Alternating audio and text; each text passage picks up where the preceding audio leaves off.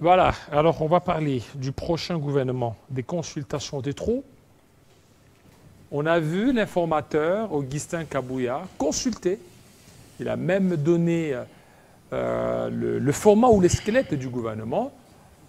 Alors, la première ministre Judith Suminwa Tuluka continue aussi à consulter. Elle a promis de faire 7 jours de consultation. Nous allons essayer d'analyser ces thématiques avec lui, il est professeur, Achille Etukumalo.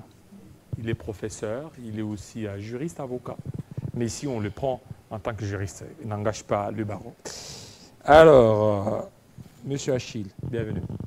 Merci beaucoup, monsieur le journaliste. Encore des consultations par la Première ministre. Est-ce que ce n'est pas une consultation de trop? Justement, nous sommes là pour essayer d'analyser cette façon de faire, parce que l'opinion se rappellera que le président de la République avait nommé un informateur pour faire le travail qui aujourd'hui avait été déjà présenté au président de la République. Et c'est à l'issue de ce rapport que le président de la République a nommé Madame Suminwa Tuluka comme Premier ministre de notre pays. L'opinion s'étonne un peu du fait que, en dépit du travail qui avait été fait par l'informateur, on refait encore le même travail avec les consultations programmées par les services de l'actuelle Première ministre. Et voilà. Est-ce que ce n'est pas de trop encore cette consultation? Pourquoi ne pas directement passer à la formation du gouvernement? Je crois que nous sommes dans une république. Et qui dit république, il y a des règles. Moi, personnellement, en tant qu'analyste, parce que je viens là comme analyste, comme citoyen lambda, je trouve que le travail avait été déjà fait. Oui. À moins qu'il y ait des compléments. Parce qu'on a même ajouté, on a prolongé des consultations de 2 mois, 60 jours, voilà. Encore 7 jours, encore. Est-ce que c'est opportun? Bon, avant qu'on arrive à ça, mais on s'est rendu compte qu'après les consultations telles que menées, normalement, il y a eu des forces qui se sont dessinées. Ouais. Il y a UDPS Tshisekedi comme première force politique. Après, tantôt, il y a ceux qui parlent, soit l'UNC ou AFDC. Et tout à l'heure, là, j'ai lu, vous aviez envoyé APP, des histoires un peu. Alors, on ne sait pas qui occupe la 3e poste, ou en fait la 3e place, voulais-je dire, le 3e poste. Est-ce Bahati, avec son FDC, ou UNC, ou Tony Kankou? Justement, nous étions en train de dire que le travail que la Première ministre est en train de faire, je crois qu'il a des motivations pour le faire. Mais par rapport à votre préoccupation, c'est les 12 ans que nous avons vu sur les réseaux sociaux un communiqué signé par la Première ministre qui informe à l'opinion publique qu'elle va procéder aux consultations. Okay. Et là, on constate que la Première ministre est en train de citer... des formations politiques. Il donne dans l'agenda certain nombre... UDPS et alliés, Exactement. Et sa mosaïque. Voilà. Après... Mais ce qui est curieux, oui, monsieur le journaliste, nous constatons qu'il y a des erreurs. Erreurs. Dans les documents présentés. Comment erreur? Erreur. Je veux qu'on aille aux chiffres. Allons-y. Vous voyez par exemple, lorsque dans l'agenda, on trouve des partis politiques qui n'ont même pas concouru aux élections de 2023. C'est scandaleux. Je parle du parti politique, par exemple, APOSEM. APOSEM. Vous n'allez trouver nulle part qui est l'initiateur sur la liste publiée par la CENI, ni sur la liste de la Cour constitutionnelle, le parti politique APOSEM. Non. APOSEM est une composante de la plateforme politique PEP-AAP. ou alors le regroupement politique AAP. Mais vous retrouvez dans le document que la Première ministre va recevoir individuellement le parti Aposem. Aposem, c'est avec qui? C'est avec Abdon Etina. Et voilà. Et alors, Aposem faisait partie des PEP AAP. C'est une composante de PEP AAP. Donc, Aposem a quitté dans cette composante. Bon, il y a des conséquences. Moi, je ne peux et dans pas... ce cas, si Aposem quitterait PEP AAP, c'est quoi la conséquence? Mais la conséquence est constitutionnelle. Parce que lorsque vous quittez délibérément le parti ou le regroupement sous les labels duquel vous avez postulé, évidemment, vous perdez vos sièges. Et nous sommes dans ces cas-là. Aposem a été consulté par l'informateur comme parti, avec 14 députés. Mais d'où il tire ces 14 députés? Parce qu'il n'a pas postulé comme Aposem. Il a postulé comme AAP. Et AAP avait déjà, comme regroupement politique, avait déjà 22 députés. Et l'ensemble de tous les regroupements politiques donne 37 députés à Tony Kankou, qui est le haut représentant de l'autorité morale, qui se trouve être lui-même son Excellence, président de la République, M. Félix. Alors, c'est scandaleux de constater que, au lieu d'inviter AAP comme regroupement politique, dont la composante se trouve être Aposem, mais on invite individuellement Aposem. Aposem. Et on ne se limite pas là.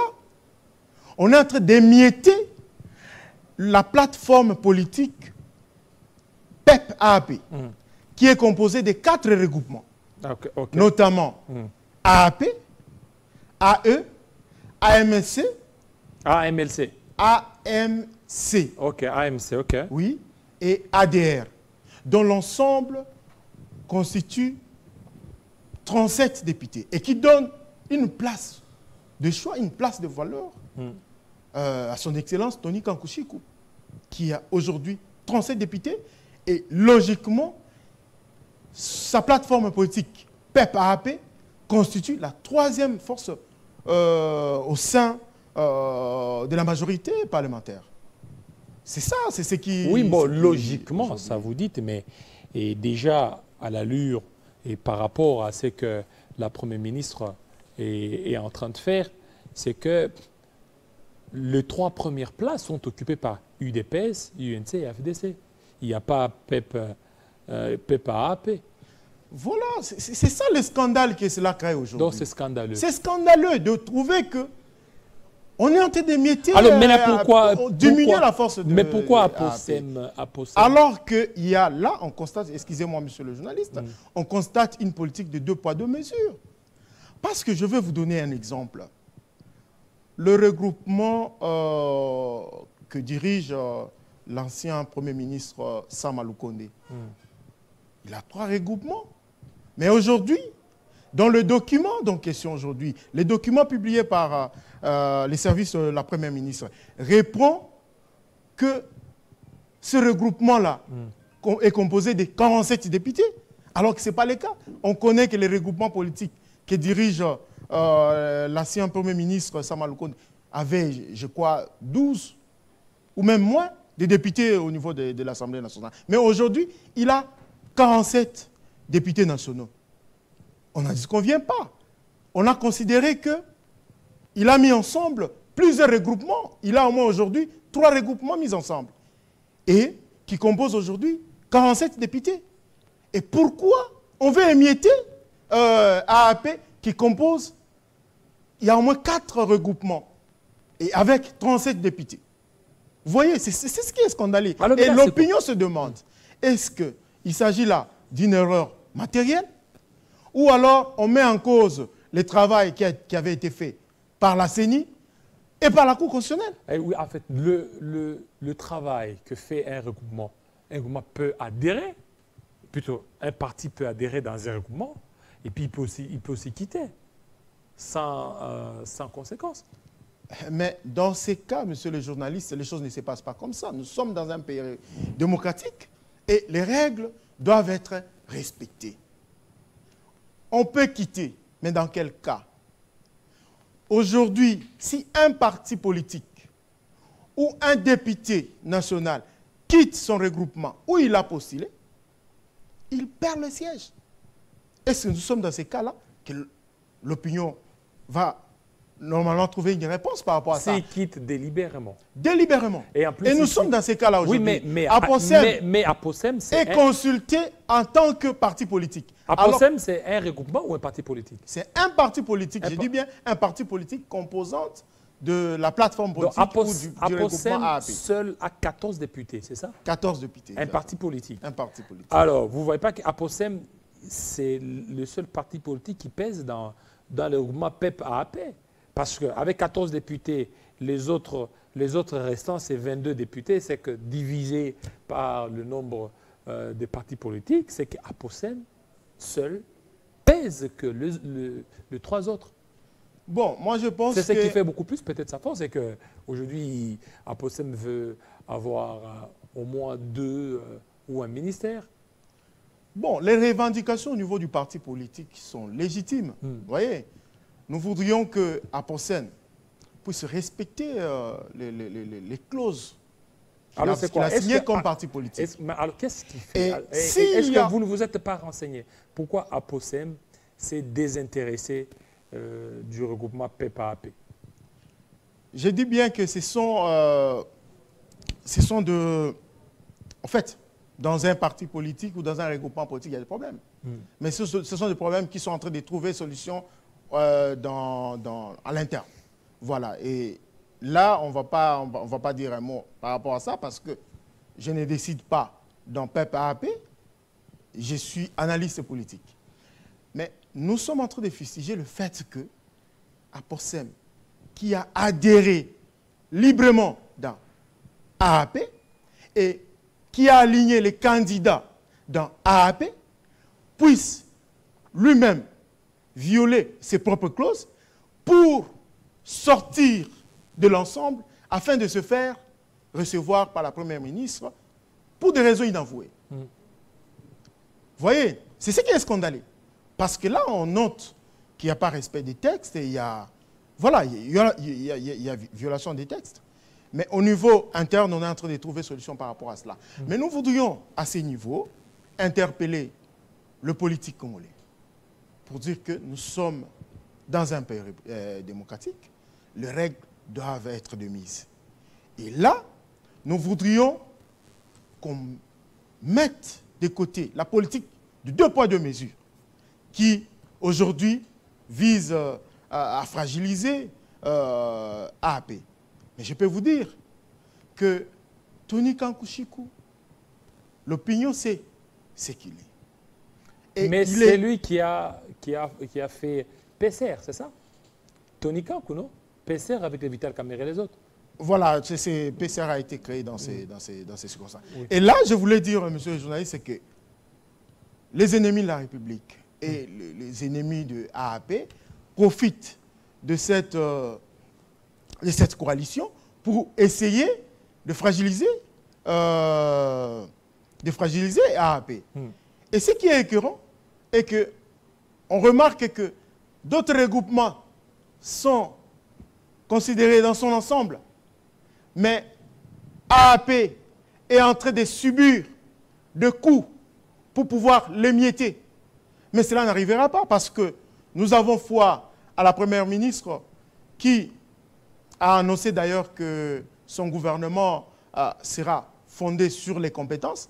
Mais nous voudrions qu'au-delà de la compétence, que ce gouvernement se base aussi sur la justice et l'équité. C'est-à-dire que la justice voudrait que la PEP-AAP soit considérée au même titre que les autres. Parce qu'aujourd'hui, la PEP-AAP compte 37 élus au niveau de l'Assemblée nationale. Bon, et lui attribuer 8 députés dans ces documents, c'est ce qui scandalise. Bon, voilà, et ce sont des erreurs matérielles à corriger très, très, très rapidement. Voilà, les 37 députés, c'est avec Aposem. Mais ici, Aposem ne fait plus partie des PEP-AAP. Alors, puisqu'Aposem ne fait plus partie, donc, le reste là, c'est 22 députés.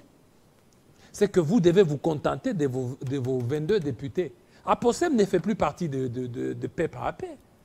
Mais alors vous devez les laisser, il peut faire ce qu'il veut. Ça, je ne peux pas confirmer ou je ne sais pas infirmer, mais Parce je que vous dis qu'il y a des conséquences. Dès lors que la première ministre reçoit Aposem individuellement, c'est qu'Aposem ne fait plus partie de vous. Mais Aposem dont on parle n'a pas concouru aux élections. Aposem n'existait pas. Alors maintenant, comment les 14 députés? Voilà, c'est ce qui scandalise. Ils sont venus où? Aposem n'a pas concouru comme parti politique, mais il a concouru comme composante d'AAP. Il n'est pas connu, ni par la CENI, ni par la Cour constitutionnelle. Il n'est pas figurant. Donc Aposem est reconnu que par l'informateur et la première ministre. Voilà, c'est ça qu'on est en train de dire. Qu'on est en train de fustiger aujourd'hui. C'est une erreur à corriger très rapidement. Parce que ça va créer des incidents.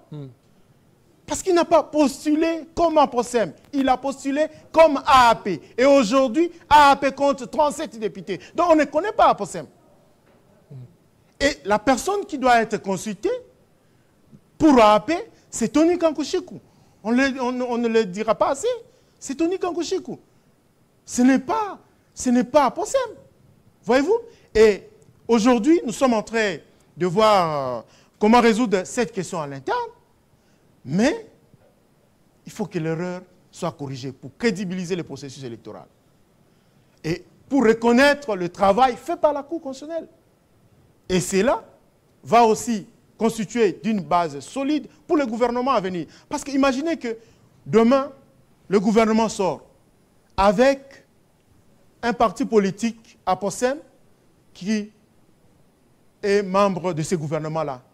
Qu'est-ce qu'on dira de ce gouvernement? C'est un gouvernement qui viole les règles. Voilà, un gouvernement qui viole les règles. Maintenant, la situation telle qu'elle est là, je pense la Première ministre a consulté déjà Aposem, ça a été consulté. Non, ça se fera demain. Voilà, selon le programme que nous avons vu, voilà, les consultations ont commencé hier, je crois, et c'est demain que Aposem sera reçu, mais nous ne voulons pas que les choses soient faites comme ça. Vous voulez qu'Aposem soit réussi dans le même lot que PEP-AP? Exactement. On considère Aposem aujourd'hui comme une brebis galeuse. Qu'elle rentre. Mais c'est quoi? Alors pourquoi il y a eu ça? Est-ce que c'est en complicité avec l'informateur ou bien c'est l'initiateur d'Aposem qui a voulu que ce soit ainsi?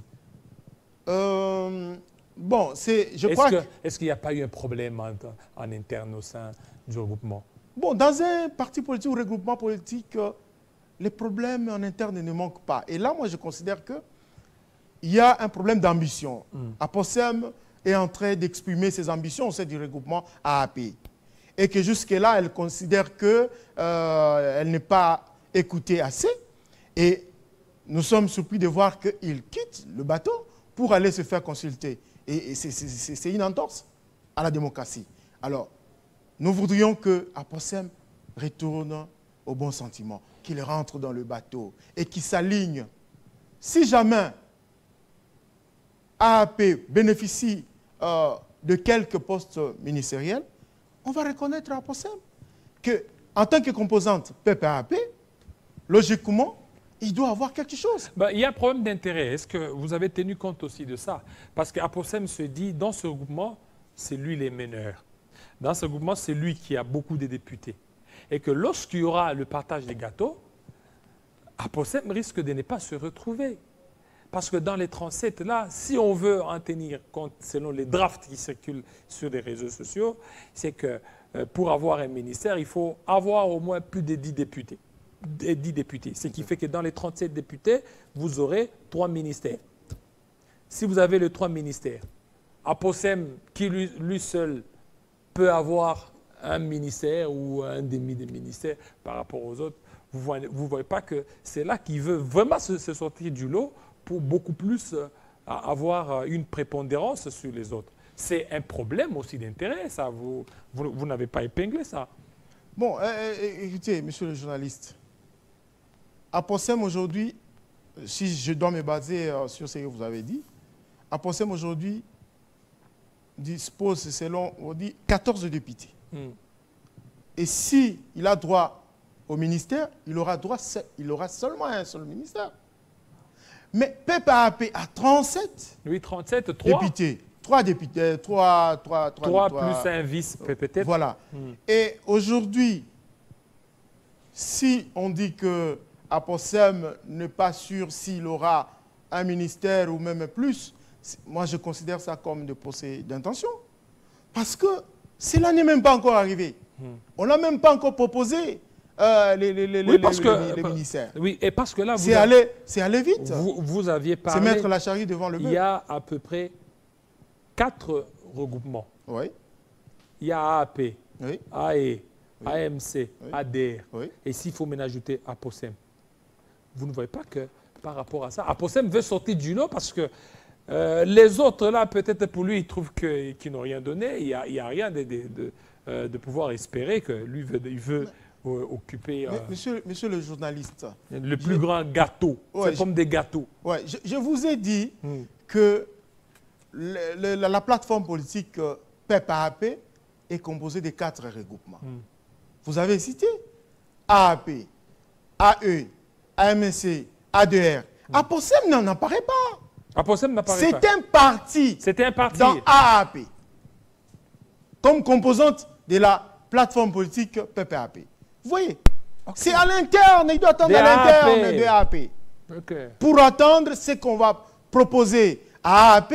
Et au sein du regroupement, on va voir le poids. Est-ce que ce problème, c'est pas de chaque parti politique? C'est pas un problème de la loi. Est-ce que la loi n'a pas quand même bien argumenté, bien arrangé les choses? Aujourd'hui, il y a toutes ces complications-là. Mais la loi a déjà répondu.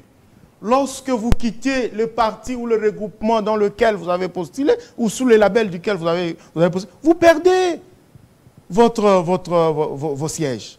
Vous perdez lorsque vous quittez délibérément. Et nous sommes dans quel cas? Est-ce que c'est AAP ou Tony Kankushiku qui a fait partir Aposem?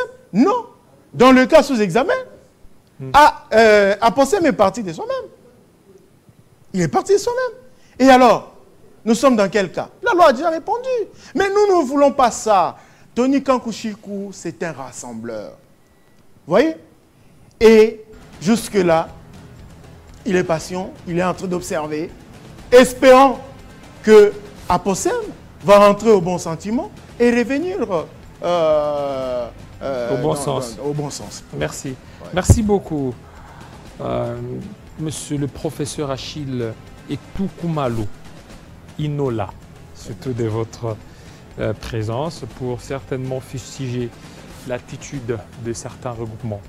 Merci à vous, fidèles téléspectateurs. Vous avez raison de nous suivre. Restez branchés sur Télé 50. Tout à l'heure, la grande édition de Christopher Ochokum. Il sera 20h dans l'est de la RDC, 19h à Kinshasa. Portez-vous très bien. À très bientôt.